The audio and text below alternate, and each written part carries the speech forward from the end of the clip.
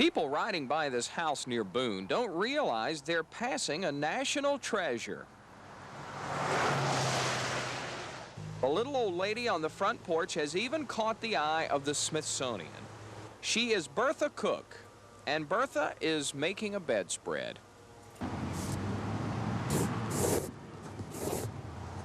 Bertha is carefully tying a series of knots in this muslin material that will form a magnificent pattern such as this. It is a process called colonial knotting. And don't you ever call it candle wicking either. Like I have told so many people, want to work at the craft shop at Blowing Rock, and they get to arguing me over my knot, and they call it candle wicking, and I don't like that because it's not that. And I tell them to jump in the lake. Bertha Cook is pretty feisty. She is 90 years old. How come you're still doing this when you're 90 years old? Well, I can't die till my time comes.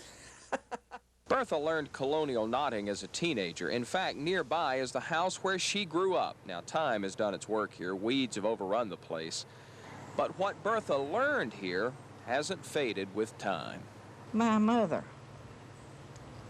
and my grandmother taught me how. And they told me I better do it, too, and I did. Like most mountain people, Bertha knew she needed to learn something that would help her survive. And through the years, money from her knotting helped raise her 6 children. Now, isn't it pretty? It's beautiful. How long did it take you to make this? A long time. Takes a long time to make any of them. But now, isn't that pretty? This knotted bedspread is a magnificent grapevine. It's made from a pattern that Bertha developed herself years ago. You designed this pattern? Yeah. All by yourself? I'm not as foolish as I look. Many of Bertha's patterns are 300 years old, brought over from England. And even the delicate fringe of the bedspreads is tied by hand. Boys, when people buy one of these, they've got something. You know that? They not got something that's going to fall all to pieces in a few days. Bertha is proud of her work, but she says the best thing about knotting spreads is that it's kept her content and independent. My children don't have to spend everything they can rake and scrape on me. Back in 1910, one of Bertha's spreads was $12. Today, it's about $300. You think anybody can do this better than you? No, I don't. You're the best at it. Well, I've got half a dozen diplomas where I was head of the heap.